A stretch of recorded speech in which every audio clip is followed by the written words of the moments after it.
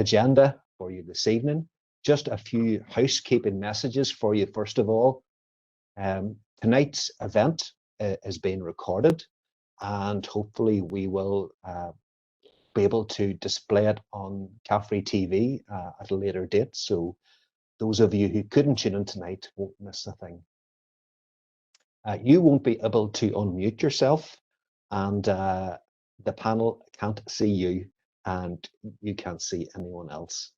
If you need any technical help throughout the event, quite simply use the chat function, which you'll see, you should see in your bottom right-hand side of your screen, to contact my colleague Zita, and she will be maybe able to advise you on how we can improve our sound or our feed. So, what have we got planned for you this evening? We have a very varied agenda, as we promised you at the first event. We'll start off with a technical talk from our colleague Ron Gardiner. We'll also then have an opportunity to chat to a Loughry legend. We'll have an alumni update from one of our graduates now working in the United States. And then we'll update you on what's happening across CAFRE in terms of our student courses. So first of all, I am going to introduce you to our senior packaging technologist, Ron Gardiner, who's going to showcase one of the campus's busiest departments. So over to you, Ron. Good evening, Peter, and thanks for the introduction there. That was great. Good evening to everybody sitting in tonight, sitting at home with a cup of tea and probably in front of the fire. And as Peter said, I want to take you into the labs or the laboratories in the packaging centre, explain to you some of the work that we've been doing with local companies based around sustainability, and then to talk to a couple of past students who are working out in companies at this minute in time on projects with ourselves. So without further ado, I'm going to ask Zita to play a wee bit of music, and that'll give me time to meet you all in the lab. And please be warned, the lab is a wee bit noisy with machinery, so you might have to turn your volume up very slightly. So Zita, if you play the music, and I'll see everybody in a minute. Thank you. CAFRE's Food Packaging Centre is based at Loughry Campus, Cookstown.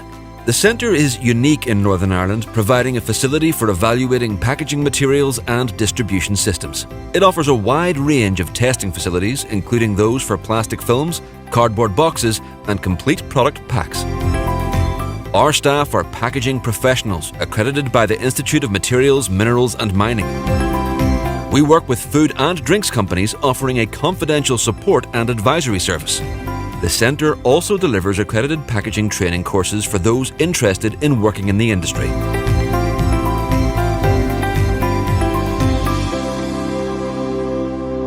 Good evening, CAFRE Alumni, and welcome to the event.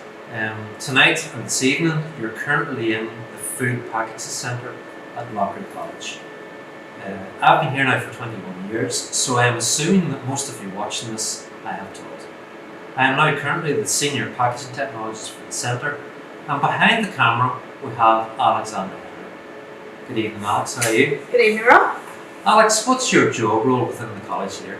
I am the technician within the packaging department. Alex is the laboratory technician, and Alex is in charge of all the nice, shiny equipment I have behind me tonight. Over the last couple of years, we've been busier than we've ever been. Hence the reason why Alex is here. She's now full-time in the lab, and the reason we've been so busy over the last 2 years is David Attenborough. David Attenborough has in essence introduced something in the industry called the Blue Planet Effect, and there's a huge change in the drive for change based around legislation and environmental sustainability constraints to move from plastics into paper and board and look at more environmentally friendly alternatives to plastics and simpler plastics. One of our analytical tools that we would use in the lab is the kit behind me. And Alex would be involved in using this an awful lot of the time. Isn't that right, Alex? Yeah. Okay. It's high-tech equipment. CAFRE Alumni, most of you guys that we have talked would not have seen this equipment before. And it has a couple of letters. The letters are DSC and FTIR. DSC means differential scan calorimetry, and FTIR is Fourier transfer infrared spectrophotometry, I think. Is that right, Alex? Transform. Transform. Okay. Well, in simple terms, one uses heat and the other uses light to take a piece of plastic and analyse it, and it can tell us what that plastic is, what it's made from, and more importantly, the characteristics that it will have in a high-speed film. So the kit behind me, okay, we've used quite a lot recently working with local companies, and it's there and available for use to you. One of the companies we've done quite a bit of significant work with, in conjunction with Queen's University Belfast Polymer Processing Research Centre and a Dr. Bruno Miller, was Henderson's in the Henderson Group. And I'm now going to cut to a quick interview with the technical manager there, a lady called Aisling Valley, who I believe I taught away in the distance in 2004, but we'll see if my memory's right in a wee minute. So with that, thanks for listening, and we'll cut to Aisling. Good morning, Aisling. How are you this morning? Good morning, Rowan. Great, thank you. Thanks for inviting me along today. No problems. Aisling, on behalf of CAFRE and the CAFRE Alumni, it's great to see you this morning, and thank you very much for taking 10 minutes out of your busy working day to speak to myself and to the rest of CAFRE Alumni. I've known you for quite some time now, Aisling, and you're probably one of the very first classes that I taught in CAFRE, and I've been in CAFRE now 21 years, which is a long, long time. And you're giving away my age, Ron. My memory's starting to go, so I can't actually quite remember when I taught you. Could you help me out? Yes, well, I graduated back in 2009 with an honours degree in food technology. So I think it was during our degree courses that you would have interacted with us, Ron. But I also did a national diploma at Loughry as well. So I progressed from my national diploma through to my degree. Yeah, and that's the route an awful lot of the students now would take in Loughry, is to come in at 16 years old and do national diploma and then progress on the degree. And I would say an awful lot of our students that are highly successful have followed the same route as yourself. So just on the subject of success, could you tell us just a wee bit about where you're working now and what your job role is? Because I know it's a very exciting job role and an excellent company that you work for.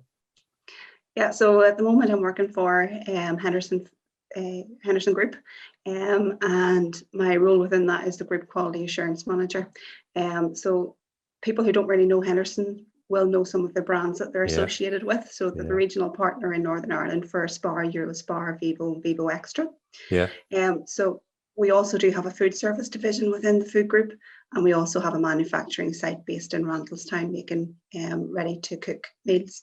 So every day is different. There's lots of variety in my role, dealing with customers, suppliers, audits, new product development, and then I suppose within the last year, Brexit and Natasha's Law have kept me very busy.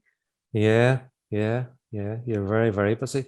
We met again earlier last year, I think it was. We did a piece of work with yourselves based around bioplastics of all things and sustainability, to give you a wee bit of a hand. And also Dr. Bruno Miller from Queen's University PPRC kindly helped as well. How did you feel about that piece of work that we did for you? It was great, Ron. It was fantastic to have you on the doorstep, and also Bruno willing to chip in and help us. We're by no means packaging or material experts, so it was great to be able to run some ideas and some concepts and get some trialing of packaging done with yourself, so that we could go back to our supply base informed with information on what was the right direction to go in. Obviously technologies are emerging rapidly in packaging. And for us, we want to make sure that we have the right packaging format for both the consumer. The product will look well within it to ensure that we meet the food safety criteria of that, but we're also a large business with a responsible sourcing policy. So we want to make sure we're purchasing and buying the right sustainable materials. Yeah, no, you're 100% on the button there now. You know, I've never seen such a time change in the 2 decades I've been in CAFRE.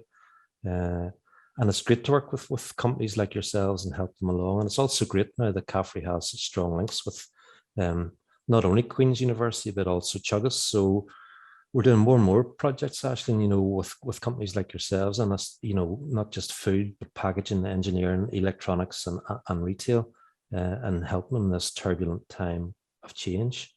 You would pass to the guys there as well. Myself and Philip McMurray did a wee bit of a briefing session for you earlier on in the year around the SUP, and that was a really, really fun event. Just wondering, any feedback for Philip on how you guys found that event? It was great. I suppose Philip is a well of knowledge, and it was great to hear it from him and get some advice on where we should be working on, what we need to be targeting ourselves on as well. So it was a fantastic event for us, Ron, it really was. Yeah. Well, just before I let you off the hook and you return to your day job, if you could just help me out with one thing. We're having another event now on Friday, the 22nd of the 10th. And it's quite unique. It's a wee bit different, this event. We're going to have HMRC and 2 tax ladies from HMRC come and present the plastics tax and the implications to Northern Ireland. And it's unique because, number one, they're coming to present, but 2, Ash, they're actually prepared to do a Q&A. So it's a great chance for the Henderson Group to come and ask some relevant and pertinent questions about how the plastics tax is going to affect their business. And for anybody else listening to this interview, you're all welcome as well. So listen, Ash, thanks very, very much for taking the time out this morning. Great to see you again, and we'll be in touch soon. No problem. Thanks, Ron. Thank you. Okay, CAFRE Alumni, welcome back and welcome to the distribution lab, which is actually probably Tony, the engineer of the whole thing. Yeah. And without a doubt, you're the chief engineer. In here, it's been a really, really busy year for you, Tony. Like, exceptionally, I've been here 20 years and you've been here a bit longer. And without a doubt, in all those years, in here's been the busiest I've ever seen it. Yeah. Why do you think we've been so busy? I think it's been an unprecedented period for packaging. There's so much change coming down the line.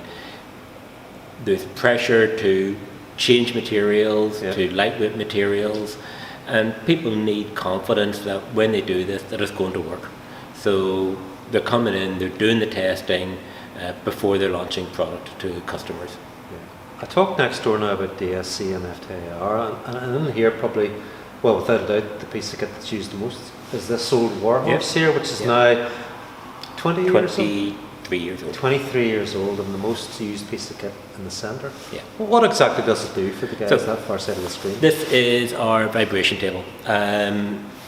It's quite a sophisticated bit of kit in that we can have multiple frequencies of vibration all happening concurrently.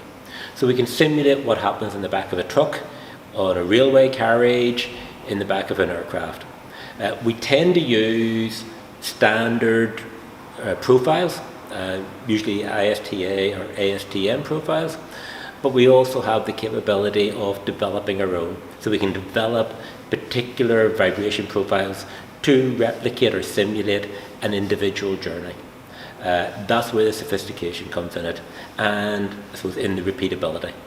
So if we do a vibration test this week, we can come back in 5 years' time and repeat it, and it's going to be exactly the same.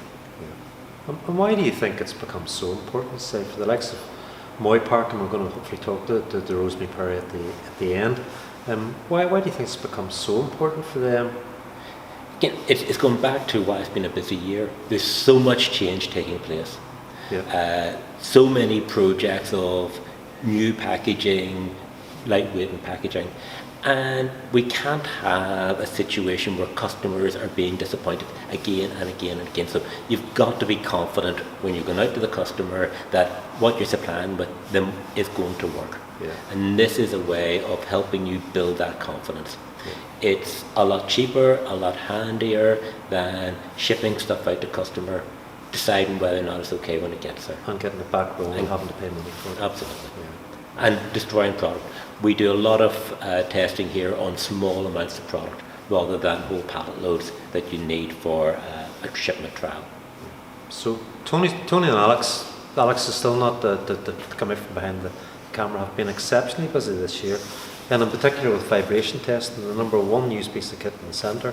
And the question for everybody at the far side of the camera is, if you're not using it, why are you not? So give us a call. Thank you.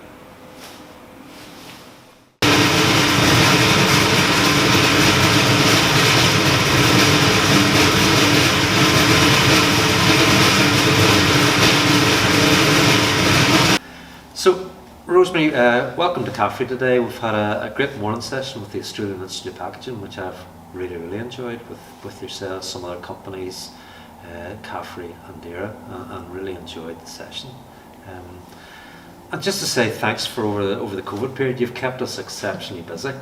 But why have we been so busy with distribution testing for yourselves in Moy Park over the last month or year and a half? One of the main parts of our packaging strategy in Moy Park is to reduce plastic weight in our packaging. So we have been looking at all of the trays we use, for example, and are looking at taking 2 grams, 3 grams of plastic weight out of the trays. Which is a lot. Which is a lot. In some cases, it's up near 10%. So, I mean, an absolute important part of improving the trays at that lighter weight is making sure that they get through distribution up to their onward journey into store. Thankfully, Loughry on our doorstep with the distribution table has had to take all of that pain out for us, and we can come down and build our cases up and put it through a very standard, consistent vibration transit trial procedure, and that just completely approves the packs for us that they're doing as good a job as previously. Good to hear. And do you think that's something, not one to put you on the spot, that you will continue to do now we're sort of coming out of COVID restrictions, that you'll continue to use that resource? Yes, because it's great to have a completely standard procedure. If you're putting it onto a lorry and send it over to GB, you're going to have different weather conditions, you're going to have different lorry journeys, different drivers. So you're going to have inconsistencies there. So it is great to have a completely certified standard procedure that all of our packaging will then be approved through. So and Alex and Tony aren't too bad to work with either. Alex and Tony are great. Well, listen. Thanks very much, and thanks for that. I'm glad you enjoyed the session with yourselves. Not at all, Ron. Thanks very much. Thank you.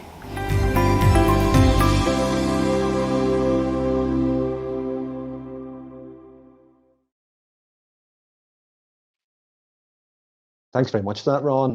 Not at all, Peter.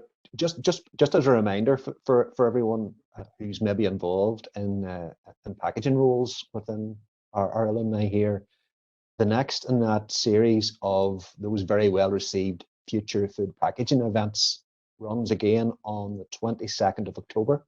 That's right, Peter. Yep. And those are events which we have done in conjunction with Invest NI and NIFTA. And this one focuses on the plastics tax. So it's going to be a biggie, Peter. Yeah, it should be very, very informative. Yeah, very important to everybody in the Northern Ireland supply chain to attend, because it will, have a knock-on effect on every business. Be it a packaging manufacturer, a packer filler, or a retailer. So it will affect the whole supply chain, and it's great because the 2 ladies that are coming, tax ladies, are prepared to answer questions. So I hope to see everybody there. Okay, folks. Okay.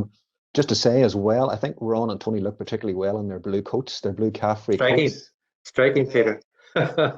So alumni, if you would like to enter a draw for some CAFRE clothing, I'll stay on the webinar towards the end, and I'll tell you how you do that. Very good, Peter. Okay, so I'm going to move to our next item. When someone has given over 40 years of service to Loughry, it's a fair bet that most of you will know who I'm talking about. And our head of food education, Shane McKinney, spent some time with Pat McTeague to talk about some of the changes that Pat has seen over the years. And I think you'll enjoy this. Hello everyone, my name's Shane McKinney. I'm the head of food education here at Loughry campus, and I'm delighted to be joined today by Pat McTeague, literally one of our icons at Loughry. So Pat, great to see you today. I wonder, Pat, can you tell everyone how's life changed at Loughry and how did your career start here? My life has changed a good bit at Loughry indeed from my start. I started in 1974 in the science building here. We're actually based today. It also had a micro lab, a physics lab, and a teaching chemistry lab. But also had a science lab for doing analysis, which was related to the stockhouse where the feeding trials all went on. with cattle up in the stockhouse, and also the Tullyhog Fort where all the trials when grass was carried out. And so back in them days, Pat, the college was still very much associated with agriculture, but over time it changed towards food, as did your role at the college. Right, yeah. At that time, you had all the different sections, including the poultry processing, and there was the food and dairy sections, but we were very much on your own in that each wee section kept to on its own and never mingled with each other or anything like that. Then about I was been here in the science 12, 15 years, the food started to develop, and there's a restructuring of things, and I was asked to move down to the food hall, and that's the best thing ever happened to me. Very good. So, I mean, lots of people watching today, they'll remember you, Pat, very fondly from your time in the food hall, and then maybe over more recent years over in the Food Technology Centre. So I'm sure you've some funny incidents over your time here at Loughry. Oh yes, there's plenty of instances we could talk about, but from a practical point of view, like when I meet some of the students and come back and say, Pat, I did clean the drain, so at least I got something through it, So, yes, very good, very good. All that there. No, all the students were fantastic and still are fantastic, and great comradeship with them and all that there, and they respect you, but at the same time they're your friends, and not like going to bigger institutes where they're sort of there and they just, whatever happens. Here they stay as a family, which is very good. That's great to hear. And I'm sure you must have some memories that when you think back on make you chuckle or bring a laugh or a smile to your face. Anything you can share with us without any names though, Pat? Well, there's a few maybe we could talk about. I could start way back at the beginning when I worked in the science. The head of science decided to build a boat. Right. So we built the boat in the new glass door in the science lab. And you had to help. If you didn't help, you're the worst in the world. And can I just say, it just wasn't that flush and square and well put together, and there was plenty of ice upon and everything else slapped around it. So got it built. Then the next problem was we couldn't get it out. So the door frame had to come off to get the boat out, and there was then a trip down to Ballyrona Marina to launch the boat, and a lot of the crew were from the science building plus some couple of people from the poultry building. So we got down to Ballyrona, and it so happened that day there was a Cookstown Council had a fun day on, so they used an excuse to drop into a little watering hole, shall we say. So they got their voices well lined up and all that there. Anyhow, they launched the boat and got away out, and we were on out as far as you could see. I was there, but I was wise enough not to get onto it. And there was a lifeguard on a little jet ski, so he had to go out and bring them back in. And when they came out of the harbour, they sunk the boat. And that's true, and everybody was climbing out and caught in the ropes and stuff, and some of them were on, and one gentleman in particular wore this woolly jumper, and there's a poem around afterwards about it because it stretched from his waist down to his knees. So it ended up looking more like a skirt than it did a jumper. Absolutely. Very good. Well, here, tell me, are there any other boats still lying about in any buildings around Loughry campus? Not that I'm aware of now. I'll have to keep an eye out for that one, folks. I'll have to keep an eye out for that. Pat, you were talking about the students there, and you had a great relationship with the students and all of those that passed through the doors here at Loughry. What makes you feel kind of proudest when you think about all the years that you've been here? Well, I think, there's a couple of things there. The students, as I said, respect you, but when they went away, they maybe come back in to visit you. They'd ring you up and say, what are you about this afternoon? I'm back. Matter of fact, there's somebody who rang me very recently from America. Is that right? So they were coming back home and they wanted to call to see me, and they were going to visit other people in my locality as well. So yes, no, they keep trying to do. They're always very welcome and want to meet you and all that there. So that's great. That's great. That's very good. And what about, Pat? You know, we've great plans now. We're going to be starting on a complete redevelopment of the campus, And what's your thoughts about the future of Loughry? Well, my thoughts is, unfortunately, I'd probably not be around to see it. For no while yet.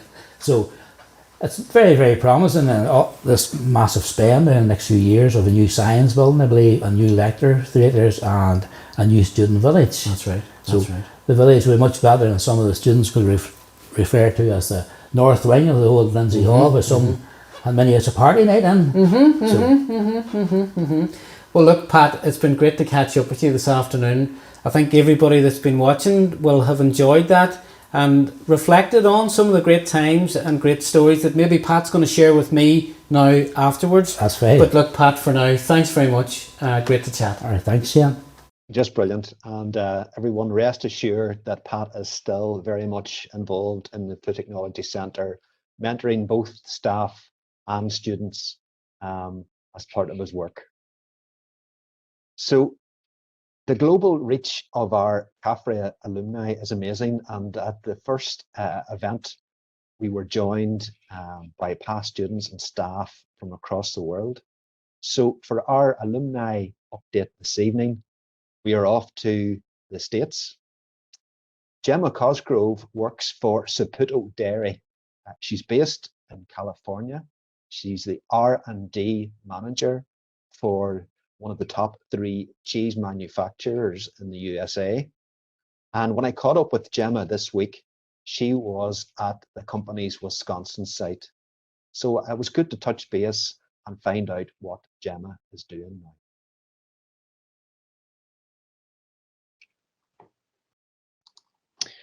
Okay, so alumni, I am delighted to be able to talk to one of, I still think of as a recent graduate, Gemma Cosgrove. Gemma graduated in 2012 and is now working for one of the largest cheese manufacturers in the USA. She works for Saputo Dairy USA. So Gemma, you're very welcome. I know it's mid-morning over in Wisconsin where you're at the moment. Gemma, can you tell me about your current role? Yeah, so I'm the R&D manager for Saputo Dairy USA. This is a recent role for me, so I've been in this role just over 6 months now. So my primary responsibility is in supporting our sales team. So that could be, it's mostly about getting our products into pizza shops and pizza stores, but it's also a huge part of it is supporting our customer base. Very passionate about our service that we supply to our customers. So I could be the person that's getting the calls when the pizzas are burning or when products aren't performing as per how the customers expect it. So it's a twofold. Very good. I know cheese has kind of followed you throughout your career, but I'm going to take you right back. How did you end up in Loughry in the first place? Oh, by accident, probably. So I actually started off thinking that I wanted to do social work. So I went to the Tech in Uri and I studied a National Diploma in Health and Social Care. And then I went to University of Ulster and studied social work for a year. I was a few months into that and I realized that it just wasn't what I thought it was going to be. And I'm the kind of person I really like to finish things when I start them. So I was really debating whether I would finish a 3-year degree or not. So I finished the first year and I actually was working in retail part-time and I went and I did that full-time to take a year out just to figure out what I wanted to do. And I remember I was working there and my old home economics teacher came in and we were talking and she was like, oh, what are you up to and whatnot? And so I was telling her and she was like, well, have you ever considered Loughry? And I'd never considered food industry up until that point. I was probably very narrow-minded, thinking, chef and those kind of careers, and that wasn't really what I wanted. So she actually introduced me to Loughry, and I went down. I had a meeting with some of the course coordinators there, and then I joined on the food technology and design program in 2008, and I loved it. Very good. That was for you then. It was.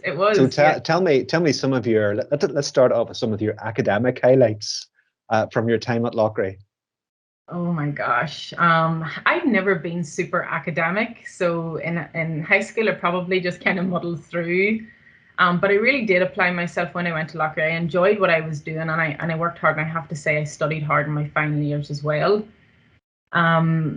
Academically, I did well. I think I graduated top of my class. I also won some bursaries when I was there. Yes. Very fortunate to kind of get into Glanbia Cheese in my placement year and then get offered a graduate training manager role whenever I graduated as well.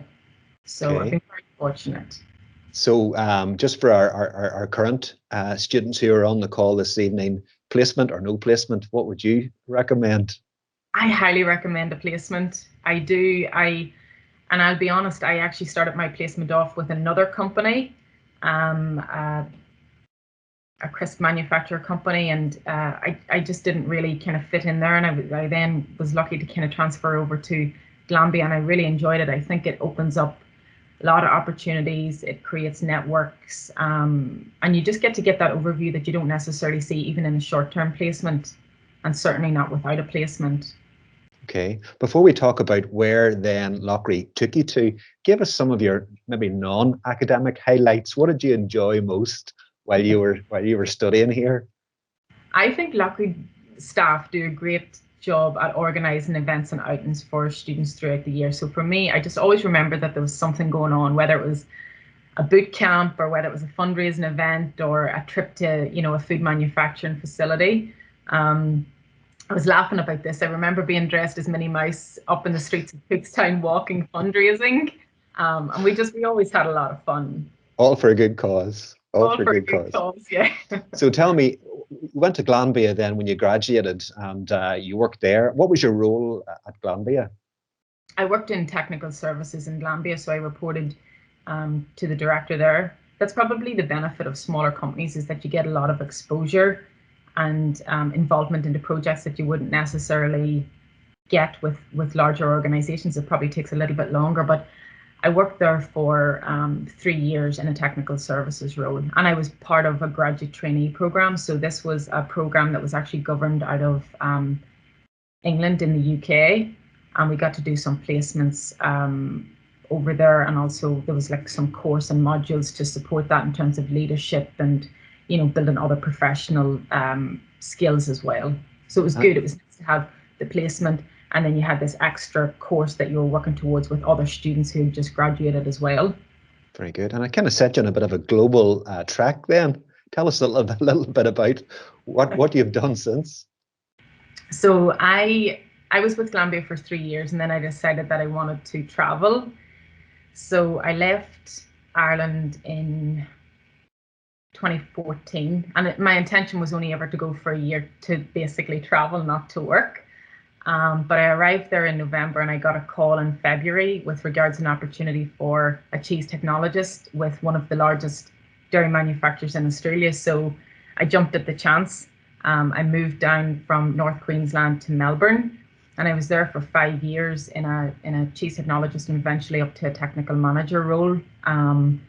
That company then was acquired by a large US company called Saputo. And as part of that acquisition, then I actually got to move from Australia to California, and I've been in California just over 2 years now. How big a deal was it for you to move abroad then and follow your career by moving from country to country? You know, it sounds like a big adventure. You know, was it difficult? Yeah, so I think I went with the mindset of I'm only going to go for a year and travel, and if it doesn't work out, I can always come home. And I still think like that even now. I never feel like I'm completely stuck. I always have options. So I probably didn't think too much about it, but I really had a good time in Australia. I fitted in very well.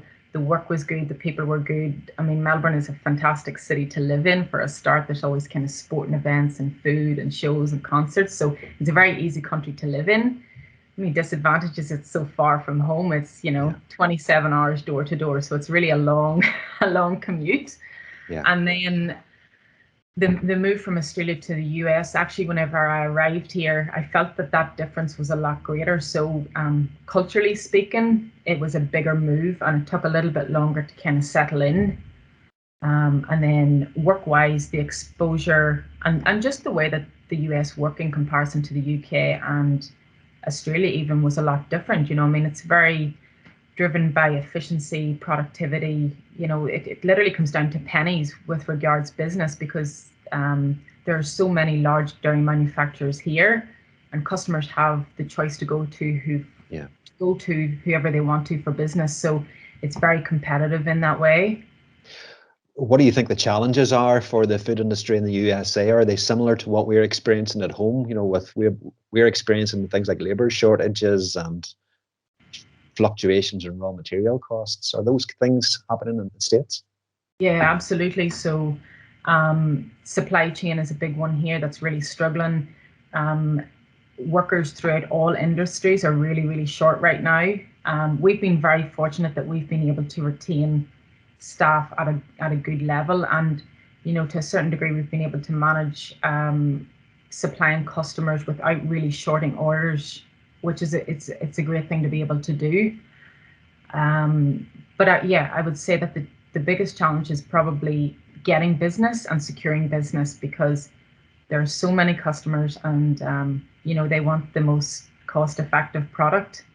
So that's always a challenge for business, to be able to make sure that you can make product cost efficiently and to keep that, to keep your product in market. It's good. I'm glad all the principles we hopefully taught you have stuck by you then. Tell me, apart from the people, obviously, what do you miss most about Northern Ireland? Being in the food industry, I'm a real foodie, so home cooking is definitely something that I miss, and I haven't been home in a while, but I certainly have a list of food that I want in the house and home cooked meals for when I return. I also got really spoiled in Australia. They have a huge diversity of population, so they do food really, really well, and a broad range of food really, really well. The US, I have to be honest and say, not so much. I'm not a big lover of the US food, but I get by. Okay. And tell me, what's next? What's the next? Are you on the move again? Will you come back to Northern Ireland? What's the plan? Right now, my role is only new to me. I've only been kind of doing this for 6 months, so I'm really enjoying it. The role itself gives a lot of scope and insight into the business as a whole. So I can see a lot of opportunities for personal and professional growth to come out of that. So I'm somewhat settled right now, and I kind of see the next few years being in this role and developing in that way. Home is always home, though. I kind of always feel that pull back, and I'd like to think down the line that I'll return. Well, we'd like to see you again. I'm conscious as well that we'll have some current students on the call as well. What would you say to the Gemma who was just embarking on her degree program again at Loughry? What advice would you give her? Probably the biggest one that stands out for me, and it's so simple, but it's don't worry if you don't have it all figured out. Like whenever I was studying, and even when I graduated, I didn't know exactly what I wanted to do. I actually didn't even know the breadth of jobs that there was in the food industry at that time either. But what I found was I just got stuck in and I just did it, and it's just kind of figured itself out. I mean, you'll see what you enjoy and you'll see what you don't enjoy, and then after that you can kind of get a little bit more specific or tailored into one particular area. Okay. Well, look, Gemma, it's been great talking to you. So we wish you all the best for the future, and we'd like to see you calling on campus whenever you return to Northern Ireland. Please don't be a stranger. We've got lots of exciting developments we'd like to share with you, so make sure you call by. I'd love that. Thank you so much for having me. You're welcome. A very enjoyable conversation with Gemma Cosgrove, who many of the alumni will know as Gemma Donaldson. She was here. It's a very exciting role. Okay, so it's probably one of the hopes of this alumni that you would help us bring the next generation of student into CAFRE. And our schools liaison team here at CAFRE does a lot of that work to try and get the next generation into the food industry. And spreading this message is someone who's well known to me. That's Liz Simpson. And this video from Liz will give you an update on what's going on broadly across CAFRE. And for some of you, it might just be a trip down memory lane.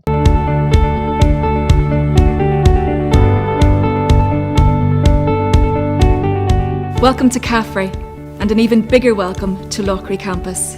CAFRE, or to give it its full name, the College of Agriculture, Food and Rural Enterprise, is the only land-based college in Northern Ireland and has 3 campuses, each with their own specialisms. At Greenmount campus, just outside Antrim, courses in agriculture, horticulture, floristry, land-based engineering and veterinary nursing are on offer.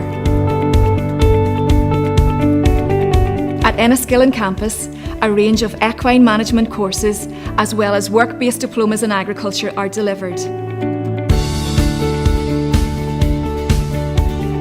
Whereas Loughry campus is the centre for food education and offers courses from level 3 diplomas to honours degrees in food, as well as a master's programme in business for the agri-food and rural enterprise. So why would students want to study at CAFRE? CAFRE's ethos is very much learning by doing, which really suits our students. What is taught in the classroom can be easily demonstrated in our practical learning facilities. And these are not just any practical facilities. CAFRE's Knowledge Advisory Service works closely with the industry to develop businesses and enhance the knowledge and skills of those already working in the agri-food sector. As a result, the practical facilities at each of the 3 campuses are superb, demonstrating the latest science, technology, innovations, and business management techniques for industry, as well as allowing our students to learn in first-class facilities in courses delivered by highly qualified staff. Industry linkages are established from day one of a student's journey at CAFRE, with over £60,000 in bursaries available, which first-year degree students can apply for. In addition, industry visits and work placements are an integral part of all of our programmes, and these are often in Europe, America, New Zealand and the United Kingdom as well. This close connection with industry means that students get exposure to key personnel from the agri-food sector early in their careers, and as a result, many secure employment before they graduate. Progression is also encouraged, so a young person can start their journey at certificate level and progress all the way up to honours degree and beyond.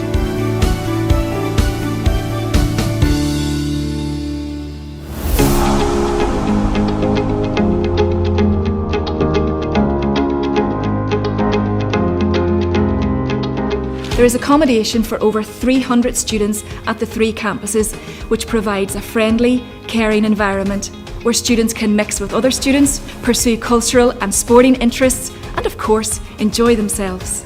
If you or someone you know has an interest in science, technology, business innovation, or perhaps has a creative flair and likes to design and create things, or indeed loves the ideas of working with animals, then I've no doubt that we have a study route for you. At Loughry campus, we're all about food. There are courses in food technology, food manufacturing, innovation and nutrition, and business management. So if you or someone you know has an interest in the science or nutritional aspects of food, or maybe has a flair for creating new flavours, we are sure to have a course that will excite you. We are very proud of our Food Technology Centre, the largest of its kind in Ireland, designed to show our students best practice in food science and manufacturing across all the main food sectors, such as meat, bakery, dairy and beverages. Our Food Innovation Centre incorporates product development, commercial kitchens and sensory suites, where students work on real-time industry-focused projects. Complementing this, our micro and chemistry labs allow students to learn the key principles of food science that underpin the manufacture of food. Food packaging supports a multi-million-pound industry, which many of our graduates become part of. Our Food Packaging Centre is the envy of many colleges and universities, where students and industry alike learn about all things food packaging. Our testing and experimental facilities, complemented with our expert staff, is used by businesses from across Ireland and provides a unique and excellent training ground. We currently have over 150 students enrolled on our courses, some of which will go on to be the future leaders of the agri-food industry at home and abroad.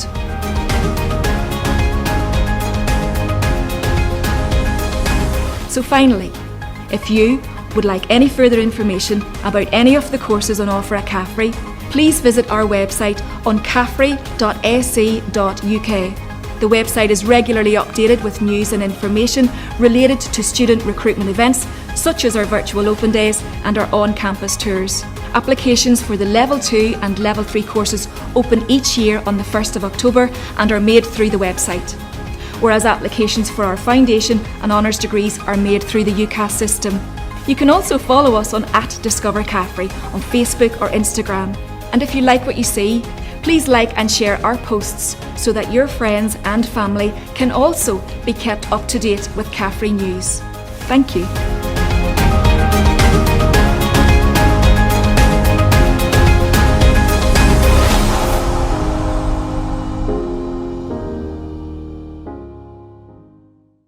I hope that brought back some happy memories for our former students and for our staff as well.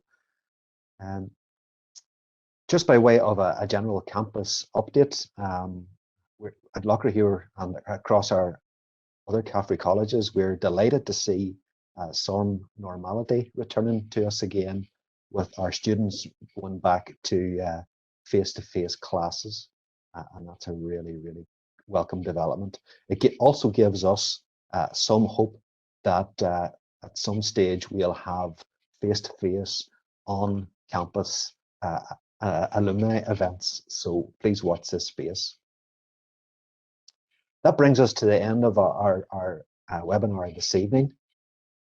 Before you all go, I would encourage everyone to do the survey, which will appear once Zita closes the event.